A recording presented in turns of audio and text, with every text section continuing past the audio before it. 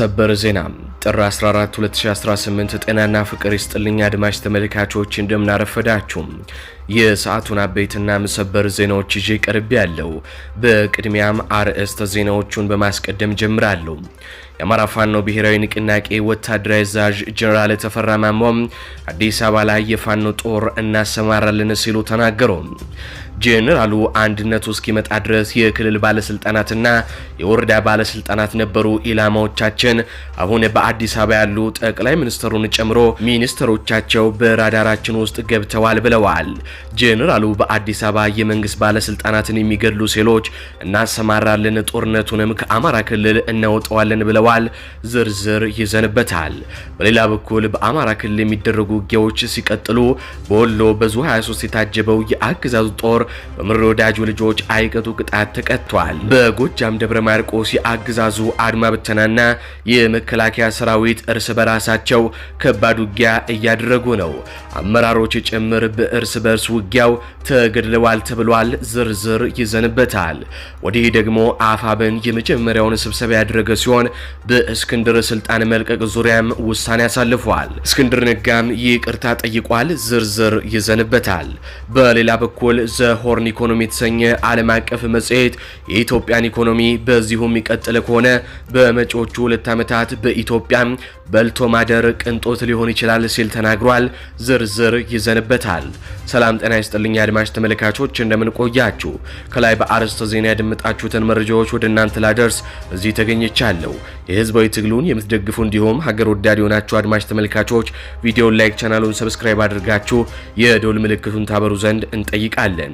እንዲሁም በኮሜንት ድል ለህዝብ ልጆች ድል ለጀግኖችም እያላችሁ ለህዝቡ ሲሉ ጫካ የገቡትን ታጋዮች ታበረታቱ ዘንድ እየጠየቅናችሁ በቀጥታ ወደ መረጃዎች ያለፍኩኝ። እስከ ፍጻሜው ድረስ አብራችሁኝ ቆዩ። ቀዳሚ ወዳደረኩት ዘገባ አልፋለሁ። የኢትዮጵያ ኢኮኖሚ በሞት አፋፍ ላይ እንደሚገኝ ዓለም አቀፍ ሪፖርት አስታወቀ። በልቶ ማደር ቅንጦት የሚሆንበት ጊዜም ሩቅ አይደለም ሲል ሪፖርቱ ገልጿል። የአብይ አህመድ የፕሮጀክት ቁማር ሀገሪቷን እንዳደቀቃት የገለጸውን ሪፖርት ነው። ዛሬ በሀገራችን ኢትዮጵያ እጅግ አሳሳቢ ደረጃ ላይ ስለደረሰው የኢኮኖሚ ውድቀት የምርመራ ዘገባም ይዘን ቀርበናል። በምስራቅ አፍሪካ የኢኮኖሚ ጉዳዮች ላይ የሚጽፈው ዘሆርን ኢኮኖሚ ጋዜጣ በመጪዎቹ 2 ዓመታት ውስጥ በኢትዮጵያ ውስጥ በልቶ ማደር እንደ ቅንጦት ሊቆጠር እንደሚችል አስደንጋጭ ትንበያም አውጥቷል። ይህ ትንበያ የመጣው አገዛዙ በየቀኑ በሚያስመርቃቸው ፓርኮችና የኮሪደር ልማቶች ብልጽግናን እያረጋገጥኩኝ ነው በሚልበት ወቅት መሆኑን የ4 ኪሎን የፖለቲካ ቁማር ይበልጥም ያጋለጠዋል ተብሏል። የሆርን ኢኮኖሚ ዘገባና የቀረበው ማስጠንቀቂያ ጋዜጣው እንደዘገበው የአብይ አህመድ መንግስት ሀገሪቷን ወደማይመለስ የኢኮኖሚ አዘቅት ውስጥም ከቷታል። ለህዝቡ መሰረታዊ ፍላጎት ምግብ፣ መድኃኒት፣ ማዳበሪያ መዋል የነበረበት የሀገር ሀብት ለቤተ መንግስት እድሳትና ለከተማ ውበት ፕሮጀክቶች መባከኑም ለውድቀቱ ዋና ምክንያት ነው ተብሏል። በአማራና በኦሮሚያ ክልሎች የሚካሄደው ማለቅ የሌለው ጦርነት የሀገሪቷን የውጭ ምንዛሬ ለድሮንና ለጥይት ግዢ በመዋል የምርት ዘረፋን ሽባም አድርጎታል ነው የተባለው። ከትግራይ ክልል ጦርነት አንስቶ እስካሁን እስከሚደረጉት ጦርነት ባለው ጊዜ ኢትዮጵያ ለ30 ዓመት የምታወጣውን ያክል በጀት በጦርነቱ ማፍሰሷ ነው የተገለጸው። በሌሎች ዓለም አቀፍ ኢኮኖሚ ሪፖርቶች እንደ IMF እና ወርልድ ባንክ መሰረት የኢትዮጵያ ኢኮኖሚ የደረሰበት ደረጃም እንዲህ ይገለጻል። ብር ከአሜሪካ ዶላር ጋር ያለው ምንዛሬ በከፍተኛ ሁኔታ ማሽቆልቆሉ የማምረቻ ግብዓቶችና የነዳጅ ዋጋ እንዲንር በማድረግ ተራው ህዝብ መሰረታዊ ሸቀጦችን መግዛት እንዳይችልም አድርጎታል። ዘሆርን ኢኮኖሚ የተሰኘው ሪፖርቱ በተለይልና አዲስ አበባ ላይ የዋጋ ንረቱ ሆን ተብሎ እንዲጨመር በማድረግ ህዝቡ አዲስ አበባ ለቆ እንዲወጣ፣ አዲስ አበባ የሀብታሞች መኖሪያ ብቻ እንድትሆን ለማድረግ መንግስት ስትራቴጂካሊ እየሰራ ነው ሲልም ይገልጻል። ይቀጥልና ሪፖርቱም ባለፈው ዓመት በአንድ ዓመት ውስጥ ብቻ ከ370 ሺህ በላይ የንግድ ድርጅቶች መዘጋታቸው በሀገሪቷ ታሪክ ታይቶ የማይታወቅ የኢንዱስትሪ ሞት መከሰቱን ያሳያል ብለዋል። በሪፖርቱ መሰረት በኢትዮጵያ ውስጥ ከተጀመሩ ቢዝነሶች መካከል 80%ቱ ከስራው ድርጅታቸውን እንደዘጉም ገልጿል። ኢትዮጵያ ዕዳዋን መክፈል የማትችል ሀገር ዲፎልቲንግ ኔሽን ተብላ መፈረጇን የገለጸው ሪፖርቱም የውጭ ባለሀብቶች ሀገሪቷን ጥለው እንዲወጡ ይህ ነገር አስገድዷቸዋል ብለዋል። የአብይ አህመድ አገዛዝ የሚከተለው የኢኮኖሚ ፖሊሲ ለማሳየት ቪዥዋል እንጂ ለመብላት ፕሮዳክቲቭ አይደለም ሲልም ሪፖርቱም የማሳየት እንጂ የማጉረስ አይደለም በማለት ይገልጸዋል። በቢሊዮን የሚቆጠር ብር ፈሶባቸው የሚሰሩ መንገዶች፣ መብራቶች ከስራቸው የሚራቡት በየቀኑ የሚታፈሱት ወጣቶች ህይወትን ሊቀይሩም አልቻለም በማለትም ይገልጸዋል። አገዛዙ ለፕሮጀክቶቹ ማስፈጸሚያ የሚሆን ገንዘብ ለማግኘት በነጋዴውና በዳው ህዝብ ላይ የጣለው የቀረጥና የግብር ጫና ኑሮን መራር አድርጎታል በማለትም ያትታል። የአብይ አህመድ አገዛዝ የኢትዮጵያን ኢኮኖሚ ለምን አደቀቀው በማለትም 3 ነጥቦችን ሪፖርቱ ያስቀምጣል። አንደኛ፣ ስልጣንን በኃይል ለማቆየት በጦርነት ላይ የሚባክነው ቢሊዮን ዶላር የሀገሪቷ የጀርባ አጥንትን ሰብሮታል። ሀገሪቷ ያለ ጦርነት የማትቀጥል ሀገርም ሆናለች። ለዚህም መንግስት በርካታ ቢሊዮን ዶላሮችን በጦርነት ላይ በማፍሰሱ የሀገሪቷ ኢኮኖሚም ደቋል በማለት ይገልጸዋል። ሁለተኛውን የፕሮፓጋንዳ ፍላጎት ይለዋል። በሀገር ቤት ውስጥ ያለውን ጦርነት ሽፋን ለመስጠት ለውጭ ዲፕሎማቶች ሀገሪቷ እያደገች ነው ለማለት ሲባል ብቻ ህዝቡ በረሃብ ላይ እያለም አስፓልቶችን ቀለም መቀባት፣ አስፓልቶችን በዲም ላይት ማስጌጥ ተመራጭ ሆኗል ሲልም ይገልጻል። ሶስተኛው ምክንያት ደግሞ የመዋቅር መበስበስ በማለት ይገልጠዋል። ሙስናና የብልጽግና ባለስልጣናት የሀገር ሀብትን ወደ ውጭ ማሸሻቸው ለኢኮኖሚ መፈራረሱ ትልቅ ድርሻን ይወስዳል በማለት ይገልጻል። የሀገሪቷ ትላልቅ ሹማምንቶች በዛው በኢትዮጵያን ጨምሮ ዱባይን በመሳሰሉ በትልልቅ የዓለማችን ከተሞች ትልልቅ የኮንስትራክሽን ድርጅቶች ያሏቸው ሲሆን እነዚህ የኮንስትራክሽን ድርጅቶች የተመሰረቱት ከህዝቡ በተዘረፈም ገንዘብ ነው በማለት ዘሆርን ኢኮኖሚ ይገልጻል። በማጠቃለያው ላይ ዘሆርን ኢኮኖሚ እንዳለው ሁኔታው በዚህ የሚቀጥል ከሆነ ኢትዮጵያ ወደማይቀረው ማህበራዊ ፍንዳታም ታመራለች ይላል። ህዝቡ ሆዱ ባዶ በሆነበት ሁኔታ የሚያብረቀርቁ መንገዶች ሊመግቡት አይችልም። አብይ አህመድ ለስልጣናቸው ሲሉ የሀገሪቷን ኢኮኖሚ አድቀውታል። አሁን ጥያቄው ህዝቡ ቅንጦት የሆነውን ምግብ ለማግኘት ምን ያደርጋል የሚለው ነው በማለት ሪፖርቱ ይደመድማል። ወደ ቀጣዩ ዘገባችን ስናልፍ የ4 ኪሎ ድንጋጤ የፋኖ አንድነት የጠነሰሰው መርዛማ ሴራ ሾልኮ ወጣ። 7ቱ የአብይ አህመድ የጥፋት ትዕዛዛት፣ ወልቃይትና ራያን የመሸጥ አዲስ ድራማ። የፋኖ አንድነት መታወጅ በ4 ኪሎ ቤተ መንግስት ውስጥ እንደ ናድ የወረደባቸው አብይ አህመድ ትላንት ሌሊቱን ከጀነራሎቻቸው ጋር ባደረጉት አስቸኳይ ስብሰባ ያስተላለፏቸው እጅግ አደገኛ ሚስጥራዊ ትዕዛዞች ለሚዲያችን ምንጮች ደርሰዋል። አገዛዙ የፋኖን ህዝባዊ ጥንካሬ ለመበተንና እድሜውን ለማራዘም ሲል ሀገርን ለከፋ የእርስ በርስ ጦርነትና ለክህደት የሚዳርጉ ስልቶችን ነድፏል። ከቤተ መንግስቱ ምንጮቻችን ሾልከው የደረሱን መረጃዎች 7ቱ ዋና ዋና የጠቅላይ ሚኒስትሩ ትዕዛዞችም እንደሚከተሉት ቀርበዋል። አንደኛ፣ ወልቃይትና ራያን ለህወሓት አሳልፎ መስጠት። አብይ አህመድ ፋኖን ለማዳከም ሲሉም የአማራ ህዝብ የህልውና ጥያቄ የሆኑትን ወልቃይት ጠገዴንና ራያን ሙሉ ለሙሉ ለህወሓት እንዲሰጡም ትዕዛዝ አስተላልፈዋል ነው የተባለው። ይህ እርምጃ ህወሓትን በማባበል ከፋኖ ጋር ሊፈጠር የሚችለውን ማንኛውንም ግንኙነት ለማቋረጥ የታለመ የክህደት ፖለቲካ ነው ተብሏል። ሁለተኛው የጠቅላይ ሚኒስትሩ ትዕዛዝ የህወሓትን ህጋዊነት መመለስና በትግራይ ምርጫ ማካሄድ የሚለው ነው። አገዛዙ ህወሓትን እንደ ታማኝ አጋር በመጠቀም በኩል ያለውን ስጋት ለማስወገድ የድርጅቱን ህጋዊ ሰውነት በአስቸኳይ እንዲመለስና በትግራይ ክልል ምርጫ እንዲካሄድ እንዲመቻች አዟል ነው የተባለው። እንደ ምንጮቻችን ከሆነ የፋኖን ብቻውን ጥሎ ለመምታት የታለመ ስልት ነው። በዚህም ህወሓትን ከጎኑ ለማሰለፍ እየጣረ ነው ተብሏል። ሶስተኛው የውሸት አንድነት የፕሮፓጋንዳ ዘመቻ ይጀመር ሲሉ ጠቅላይ ሚኒስትሩ ትዕዛዝ ሰጥተዋል። በፋኖ አንድነት ምስረታ ላይ ህዝቡ ተስፋ እንዲቆርጥ ለማድረግ የአንድነት ምስረታው የውሸት ነው የሚል ሰፊ የፕሮፓጋንዳ ዘመቻ እንዲጀመር ትልቅ በጀትም ተመድበዋል። አገዛዙ በሶሻል ሚዲያ ሰራዊቱ አማካኝነት የፋኖ መሪዎችን እርስ በርስ የሚያጋጩ ወሬዎችን እንዲያሰራጭም ጠቅላይ ሚኒስትሩ አዘዋል። አራተኛ የሐሰተኛ ባንዲራ ጥቃቶች ናቸው። በወልቃይትና ራያ አካባቢዎች ፋኖችን በትግራይ ተወላጆች ላይ ጥቃት ፈጸሙ የሚል የተቀነባበረ ድራማ እንዲሰራም ተወስኗል። ዓላማው በህወሓትና በፋኖ መካከል ጥርጣሬ መፍጠርና የአማራን የትግራይ ህዝብን ዳግም ወደማይመለስ ደም ማፋሰስ ውስጥ መክተትም ነው ተብሏል። አምስተኛ ጠቅላይ ሚኒስትር አብይ አህመድ ፋኖ የሻዕቢያ የህወሓት ጉዳይ አስፈጻሚ ነው የሚል ስም ማጥፋት ዘመቻ እንዲከፈት ማዘዋል። አገዛዙ ፋኖን ከአማራ ህዝብ ለመነጠል ሲል የኤርትራና የህወሓት ቅጥረኛ ተላላኪም አድርጎም የመሳለ ስራ እንዲሰራ አዟል። ይህንን አጀንዳ ለማስፈጸም ተጨማሪ የሚዲያ ሰራዊት እንዲቀጠርና ለኮሙኒኬሽን ቢሮ ልዩ ትዕዛዝ ተሰጥቷቸዋል። ስድስተኛ የባህር በር አጀንዳ ለሽንገላ መጠቀምም የሚል ትዕዛዝ ወርዷል።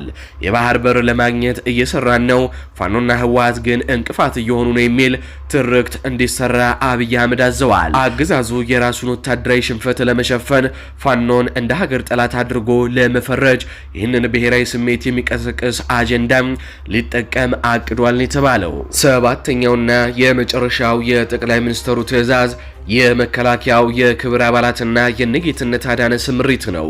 መከላከያ ሰራዊቱ የሸለማቸው የክብር አባላቶቹም በአስቸኳይ ስራ እንዲጀምሩና የመከላከያን የፈረሰ ገጽታ እንዲገነቡም ትዕዛዝ ተላልፏል። የመከላከያ ቃል አቀባይ ለሆነው ለጌትነት አዳምነም ይህንን ፕሮፓጋንዳ እንዲመራም ጥብቅ መልእክት ደርሶታል የተባለው።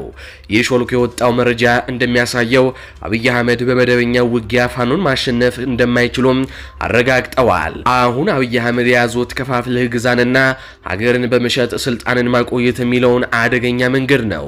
በተለይም የአማራ መሬት ለህወሓት አሳልፎ ለመስጠት መወሰናቸው በአማራ ህዝብ ላይ የተጀመረውን የዘር ማጥፋት ጦርነት ወደ አዲስ ምዕራፍ ለማሸጋገርም አስበዋል።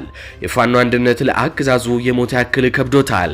4 ኪሎ የጠነሰሰችው የሴራ ግን በህዝቡ ንቃትና በፋኖ ጥንካሬ እንደሚከሽፍ ይጠበቃል። አገዛዙ የሚዲያ ሰራዊት ቢቀጥርም በመሬት ላይ ያለው እውነታ ግን ፋኖ ወደ አዲስ አበባ እያደረገ ያለውን ጉዞም ማፋጠኑን ያሳያል። ይህ በእንዲህ እንዳለ ጄኔራል ተፈራ ማሞ የብልጽግናን ኃይሎችን በፍርሃት ያንቀጠቀጠ ንግግር አድርጉ። አዲስ አበባ ላይ የፋኖን ጦር እናሰማራለን ሲሉ ጄኔራል ተፈራ ማሞ ተናገሩ። የኢትዮጵያ ፖለቲካና ወታደራዊ ሚዛን ዛሬ ድንገተኛ መልክን ይዟል። የአማራ ፋኖ ብሔራዊ ንቅናቄ አፋብን ወታደራዊ አዛዥ አንጋፋው ጄኔራል ተፈራ ማሞ የፋኖ አንድነትን ተከትሎ የአገዛዙን እድሜ የሚያሳጥር እጅግ አስደንጋጭ መግለጫም ሰጥተዋል። የአማራ ፋኖ ብሔራዊ ንቅናቄ ወታደራዊ አዛዥ አርበኛ ጄኔራል ተፈራ ማሞ አዲስ አበባን ጨምሮ በበርካታ ከተሞች ኦፕሬሽን የሚሰሩ የፋኖ ሴሎችን እንበትናለን ሲሉ ተናግረዋል። ጄኔራሉ አሁን አንድነቱ መጥቷል፣ ትኩረታችን በሙሉ 4 ኪሎ ቤተ መንግስት ውስጥ ያለው የኢትዮጵያ ጠላት ላይ ነው ብለዋል። ጄኔራል ተፈራ ማሞ እንዳሉት በአዲስ አበባና በተመረጡም የመላው ኢትዮጵያ ዋና ዋና ከተሞች ላይ የፋኖ ሴሎችን በማሰማራት የአገዛዙን ከፍተኛ ባለስልጣናት ለመደምሰስና በህዝቡ ላይ የተሰራውን በደል እናካክሳለን ብለዋል። እስካሁን ትኩረታችን የነበረው የክልልና የወረዳ ባለስልጣናት ነበሩ። አሁን ግን በሀገር ደረጃ ጠቅላይ ሚኒስትሩን ጨምሮ ሚኒስትሮች በራዳራችን ውስጥ ይገባሉ። የአንድነቱ ቁልፍ ይህንን ይከፍትልናል ሲሉም ተናግረዋል። ጄኔራሉ ዝርዝር ጉዳዮችን ባልገለጹበት ሁኔታዎች ውጊያውን ከአማራ ክልል በቅርቡ አውጥተን በእነርሱ ሜዳ እናደርገዋለን፣ እስከዛው ግን በአዲስ አበባና በሌሎች ከተሞችም ባለስልጣናትን ያተኮሩ ኦፕሬሽኖችን በቅርብ እንጀምራለን ብለዋል። ይህንንም ሰምቶ ካሁኑ የሚኮበልል ካለ ይኮብልል፣ ወደኛም የሚመጣ ካለ መንገዱ ክፍት ነው፣ ካልሆነ ግን በቅርቡ እንተያያለን ሲሉም ተናግረዋል። ጄኔራሉ ጦርነቱ ከአማራ ክልል ይወጣል በማለት አዲስ አበባን ጨምሮ በዋና ዋና ከተሞች የሚገኙ የአገዛዙ ባለስልጣናት ላይ ያነጣጠረ መብረቂያ ኦፕሬሽኖች እንደሚጀመሩም አስታውቀዋል። ጄኔራል ተፈራ ማሞ እንደገለጹት እስካሁን የነበረው ውጊያ በክልልና በወረዳ ባለስልጣናት ላይ ያተኮረ ነበር። አሁን ግን የፋኖ አንድነት መምጣቱም ግቡን ቀይሮታል ብለዋል። የጦርነቱ ማዕከል ጄኔራሉ እንዳሉት ውጊያውን ከክልሉ አውጥተን በእነርሱ ሜዳ እናደርገዋለን በማለት አዲስ አበባን የቀጣዩዋ ኦፕሬሽን ዋነኛ መድረክም አድርጓታል። ጠቅላይ ሚኒስትሩን ጨምሮ ከፍተኛ ሚኒስትሮች የፋኖ የጥቃት ኢላማ መሆናቸውን ጄኔራሉ በግልጽ ተናግረዋል። ጄኔራሉ ዝርዝር ጉዳዮችን ባይገልጹም በአዲስ አበባና በሌሎች ከተሞች የፋኖ ሴሎችን እንደሚያሰማሩም አረጋግጠዋል። እነዚህ ሴሎች በከተሞች ውስጥ ተደብቀው የሚንቀሳቀሱና በአገዛዙ ቁልፍ መዋቅሮች ላይ ጥቃት የሚሰነዝሩ ልሂቃን ተዋጊዎች እንደሆኑም ይታመናል። በህዝቡ ላይ የተሰራውን በደል እናካክሳለን ያሉት ጀነራሉ ጥቃቱን በአገዛዙ ቁንጮች ላይ ብቻ ያተኮረ እንደሚሆንም ፍንጭ ሰጥተዋል። ጀነራል ተፈራ ማሞ ለባለስልጣናቱና ለደህንነት አባላቱ ግልጽ የሆነ አማራጭ አቅርበዋል።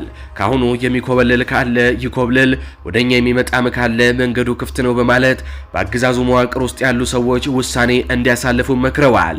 ካልሆነ በቅርብ እንተያያለን የሚለው ንግግራቸው ኦፕሬሽኑ ሊጀመር ጥቂት ጊዜያት ብቻ እንደቀሩትም ያመላክታል የተባለው ሚዲያችን ከደህንነት ምንጮቹ እንደተረዳው የጀነራል ተፈራ ማሞ ንግግር በመላው ብልጽግና ሰራዊት ደህንነት መዋቅር ውስጥ ከፍተኛ መረበሽንም ፈጥሯል።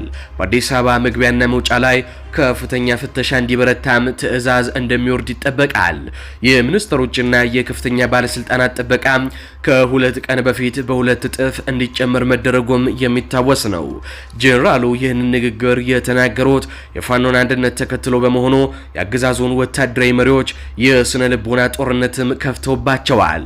የት ነው የሚመጡብን በሚል ስጋት እንዲዋጡም አድርጓቸዋል ነው የተባለው።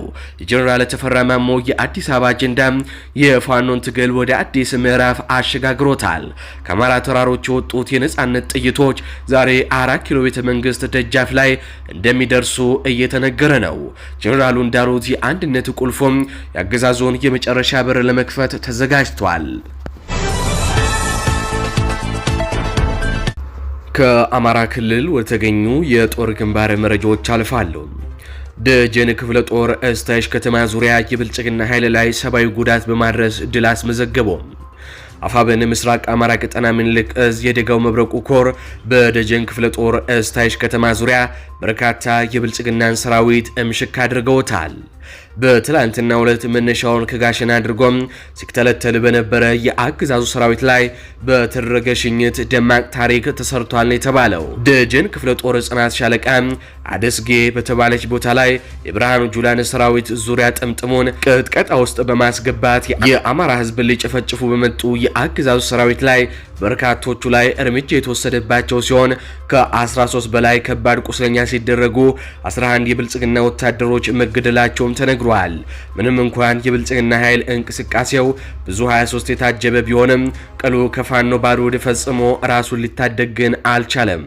ስለሆነም በደጋው መብረቁ ኮር አህዶች በተለያዩ ቦታዎች ላይ በደረሰበት መራር በትር የተነሳ በማንኛውም ቦታ በንጹሃኖች ላይ አማራ ናችሁ ብያለው አማራ ናችሁ በማለት ወጣቱን እየገደለና እየደበደበም የድንበር ፍርጠጣውን ተያይዞታል ነው የተባለው። ይህ በእንዲህ እንዳለ ወደ ጎጃም ስናልፍ በደብረ ማርቆስ ከተማ የመሸገው የመከላከያና አድማ በተና ኃይል እየተታኮሰ እንደሚገኝ ተገለጸ።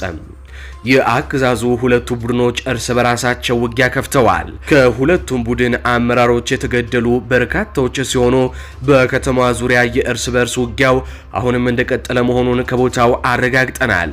ውጊያው ሲጠናቀቅ ተጨማሪ መረጃዎችን ይዘን የምንቀርብ ይሆናል። ነገር ግን በሁለቱ የአገዛዙ ኃይሎች መካከል የተከፈተው ውጊያ እጅግ ከባድ መሆኑን የገለጹልን ምንጮቻችን እስካሁን ባለው ራሱም በርካታ የሁለቱም ኃይሎች አመራሮች መገደላቸው ሆነም አረጋግጠውልናል። በመጨረሻ እንደሚታወቀው ከእስክንድር ነጋ ጋር በተያዘ በትላንትናው ዕለት እስክንድር ነጋ በትላንትናው ዕለት ከስልጣን ለቅቄ በአባልነት እቀጥላለሁ ማለቱን መዘገባችን ይታወሳል። ከዚህ ጋር በተያዘ የአማራ ፋኖ ብሔራዊ ንቅናቄ ስብሰባ ተቀምጧል። ከዚህ ጋር በተያዘ የወሰናቸውን ውሳኔዎችና ከሌሎች ጉዳዮች ጋር በተያዘ የወሰናቸውን ውሳኔዎች የፍሪ ፕሬስ ጋዜጠኛዋ መልካም ሞላ መግለጫውን እንደሚከተለው ታቀርብልናለች። እስክንድር ነጋ ይቅርታ ጠየቀ። የአማራ ፋኖ ብሔራዊ ንቅናቄ ፖሊት ቢሮ ጥር 13 ቀን 2018 ዓ.ም ባካሄደው ሁለተኛ ድርጅታዊ ስብሰባው በተለያዩ አጀንዳዎች ላይ ውይይት አድርጎ ውሳኔዎችን ማስተላለፉን የህዝብ ግንኙነት ኃላፊው ፋኖ አስረስ ማረ ገለጸ። የድርጅቱ ስራ አመራር አባላት በተገኙበት በዚህ የውይይት መድረክ ላይ ፖሊት ቢሮ በአርበኛ እስክንድር ነጋ ያቀረበውን ማመልከቻ መርምሯል። በዚህም አርበኛ እስክንድር በግለሰባዊ ችግር ምክንያት ድርጅቱ በመደበበት የኃላፊነት ቦታ ላይ መቀጠል እንደማይችል ይልቁንም በድርጅት አባልነት ያለምንም ቅድመ ሁኔታ ለመቀጠል ዝግጁ መሆኑንና የሚጠበቅበትን ኃላፊነቶችና ግዴታዎች በሙሉ እንደሚፈጽም ጠቅሶ ያቀረበው ጥያቄ በነጻ ፈቃዱና ፍላጎቱ የቀረበ መሆኑን ፖሊት ቢሮ አረጋግጧል። ሆኖም ግን ማመልከቻው ለፖሊት ቢሮ በደረሰበት ቅጽበት ለሚዲያ የወጣበት መንገድ የድርጅቱን አሰራር የሚጥስና ያልተገባ ትኩረት ለማግኘት የተደረገ መሆኑን ፖሊት ቢሮ ገምግሟል። ግለሰቡ ማመልከቻው ከአሰራር ውጪ በሚዲያ በኩል ይፋ መደረጉ ስህተት መሆኑን ላነጋገሩት የፖሊት ቢሮ አባላት አሳውቋል። እንዲሁም የድርጅታችን ምስረታ ይፋ በሆነ ማግስት እጅግ አንገብጋቢ ጉዳዮች እያሉ ይህ ጥያቄ መቅረቡ ጊዜውን የጠበቀ አለመሆኑን አምኖበት በቃል ይቅርታ ጠይቋል። በመሆኑም አሳማኝ ምክንያቶች ካሉም እንኳን ትክክለኛውን ጊዜ መጠበቅ ሲገባው ከሌሎች አስቸኳይ የህልውና አጀንዳ በላይ ይህ ጉዳይ የድርጅቱ የመጀመሪያ አጀንዳ ሆኖ መቅረቡ ፖሊት ቢሮውን ያሳዘነው ቢሆንም ግለሰቡ በአባልነት ብቻ ለመቀጠል ያቀረበውን ማመልከቻ ፖሊት ቢሮ ተቀብሎታል። ፖሊት ቢሮ ለአርበኛ እስክንድር ተሰጥቶ በነበረው ኃላፊነት ቦታ ላይ ሌላ ሰው የሚተካ ይሆናል። የወለጋ ክፍለ ሀገር ፋኖ እዝ የድርጅቱ መዋቅር አካል የሚሆኑበትን ሁኔታ ላይ ውሳኔ ተላልፏል። እዙ በድርጅቱ ውስጥ የጠቅላላ ጉባኤ፣ ማዕከላዊ ኮሚቴና የስራ አስፈጻሚ እንዲሁም ሌሎች መዋቅሮች ውስጥ ተመጣጣኝና አስፈላጊ ውክልና እንዲኖረው ወስኗል። በመጨረሻም በድርጅቱ መተዳደሪያ ደንብ በተጠቀሰው መሰረት የአባት አርበኞች ምክር ቤት መዋቅር እንዲቋቋም ውሳኔ ተላልፏል። ዝርዝር ጉዳዩን የምናሳውቅ ይሆናል ብሏል የአማራ ፋኖ ብሔራዊ ንቅናቄ ህዝብ ግንኙነት መምሪያ። በመጨረሻ ሚዲያችን መልእክት ታስተላልፋለች። የአማራ ህዝብ ለዘመናት ሲናፍቅ የነበሩት ካለፈው 50 ዓመት በኋላ ለመጀመሪያ ጊዜ ይወክለኛል ያለው ድርጅት ተመስርቶለታል። የፋኖ ኃይሎች ለዓመታት ሲለፉበት የነበረው ድርጅት ተመስርቷል። የአማራ ህዝብ በዚህ ድርጅትም ደስታውን ገልጿል። ለዓመታት የተናፈቀው ድርጅት እነሆ ፍሬ አፍርቶም የፋኖ ኃይሎች ወደ አንድ ድርጅት መጥተው አንድ ድርጅት ተመስርቷል። በዚህም ሚዲያችንን ጨምሮ መላው የአማራ ህዝብ ደስታውን ሲገልጽ ቆይቷል። ታዲያ ከዚህ ደስታ ጋር በተያያዘ አመራሩ ያለበት ሁኔታ እጅግ አስደሳች ነው። አመራሩ እርስ በራሱ ይቅርታ ተጠያይቆም ያለፈውን ሽሮ አሁን ላይ በደስታ በስራ እየቀጠለ ያለበትን ሁኔታ እንመሰክራለን። ከዚህ በተጨማሪ ግን በሚዲያዎች ላይ ያለው እንዲሁም በሶሻል ሚዲያዎች ላይ ያለው ነገር እጅግ አሳዛኝ ነው። ስንት ተለፍቶበት ስንት ተገብሮበት የመጣውን ይህንን አንድነት ለማኮላሸትና አንዱን ከአንዱ ለማስበለጥ የስብዕና ገደላ ለማድረግ የሚካሄድባቸው ርቀቶች እጅግ ያሳዝኑናል፣ ያስተሳዝቡናል። አንድነቱ እንዲመጣ ያልተከፈለ ዋጋ የለም። ስለዚህ አንድነቱ በአመራሮቹ ብቻ በኩል ሳይሆን በህዝቡና በደጋፊው እንዲሁም በሚዲያዎች በኩልም ስለሆነ በተለይ በፌስቡክ የሚዲያ ገጽና በዩቲዩብ የሚዲያ ገጽ ያላችሁ ሚዲያውን እንቆጣጠራለን የምትሉ የሚዲያ ተቋማቶች እባካችሁ ጥንቃቄ እንድታደርጉ ስንል ከወዲሁ እናሳስባለን። ምክንያቱም አሁን የፋኖ አመራሮች አንድነት ብለው አንድ አድርገው ሁሉንም ህዝብ አንድ አድርገው እነሱም እርስ በራሳቸው አንድ ሆነው አንድ ድርጅት ፈጥረውልናል። ከዚህ በኋላ እከሌ እከሌ እየተባለ የሚከፋፈል እከሌ እከሌ እየተባለ ስብዕና ገደላ የሚደረግበት አካል ሊኖር አይገባም። ምክንያቱም አንድ ድርጅት አንድ አካል ተፈጥሯልና ነው። ስለዚህ በተለያዩ ሚዲያዎች እያስተዋልናቸው ያሉ መረን የለቀቁ ከአማራዊነት ያፈነገጡ የብልጽግናን አጀንዳ የሚያስፈጽሙ አካላት በማወቅም ይሁን ባለማወቅ እያደረጋችሁት ያለውን አንድነት የሚበጠብጥ ጉዳዮች፣ የሶሻል ሚዲያ ፖስቶች እንድታቆሙና እንድትታቀቡ ስንል ከወዲሁ እናሳስባለን።